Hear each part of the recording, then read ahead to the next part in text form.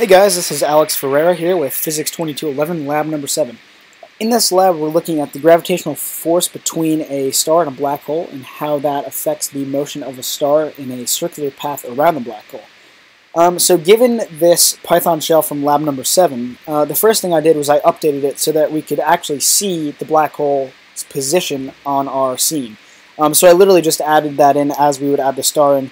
You'll see that that is this highlighted line right here. As far as size goes, that's literally just the size in comparison to other objects in my scene. So then what we want to do is calculate the initial and final components of momentum. So in order to do that, we're going to need the x velocity and the y velocity. So we do that by cycling through the array of the given data. So now what we're going to do is we're going to calculate the change in the x component of the velocity and the change in the y component of the velocity. And that's done with this while loop right here. So then what we're going to want to do is find our initial and final components of our momentum. So that is done using the v initial times the star mass and the v initial times the star mass, again, for initial and final. So then we know from the momentum principle that dp dt equals f net. So you see that I do dp dt, so the change in momentum over the change in time, which is exactly what we know from calculus. And then I say that the f net equals dp dt through the momentum principle. So now I calculate dp dt parallel and dp dt perpendicular through the different components. So you'll notice I calculate p hat and the magnitude of the parallel component. And I do that for the parallel component and the perpendicular component of the change in momentum. So once we have this, I'll run this script, and in the script you'll see arrows, which I've created right here, to show the net force in the parallel direction, and the net force in the perpendicular direction. So here you go. So we see the white object is the black hole, the yellow object is the star. The yellow object is following this circular path around the black hole. And we're going to now look at the arrows. So this green arrow, that's the net force, and that's pointing towards the center of the star because that's the gravitational attraction between the two objects. So now, if we look at this white arrow, that arrow is representative of the parallel component of the net force, which is equal to the parallel component of the change in momentum. And while you think that, oh, maybe that should be pointing this way, you know, in direction of the velocity, that's actually wrong because it's parallel, it could point in, you know, either direction. But we know that it's going to point in the direction of the net force, so that's why it's pointing backwards here.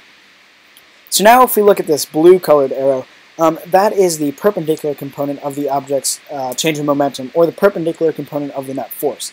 And you'll see that that occurs at a 90-degree angle to the parallel component, which makes sense because it's perpendicular. Okay, so now that we have this Python model, let's go ahead and try and answer some questions. So what does it mean?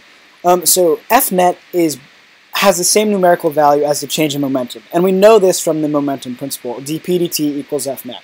And that's true for all of the components. So f net parallel is equal to dp dt parallel, and f net perpendicular is equal to dp dt perpendicular.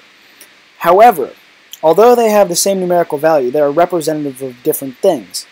F net is the sum of all of the forces on the object, while dp dt is simply the change in the momentum, over time, of course.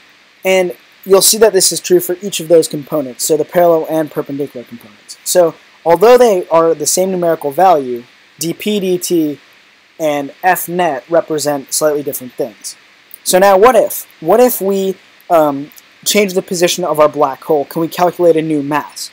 So the answer is no, we cannot calculate a different mass. And because we are told that the motion of the star remains unchanged, that means that the gravitational force, which is the only force acting on the object, has to be unchanged. And you'll see through Newton's law of gravitation down here that F is dependent upon the gravitational constant, the mass of the one, mass of the second, over the distance between them.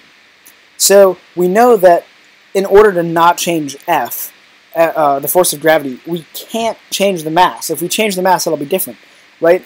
And if we want to change the motion of our object, we can't change this whole quantity, right? Because this is the net force acting on the object. So to reiterate, basically, if you change the mass, or rather, if you change the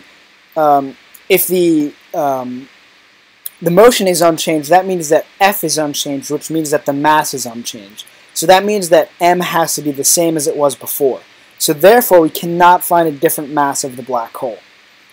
So I hope that I've answered all of the questions that you guys have had about this lab, and that's basically it. We'll see you guys later. Take care.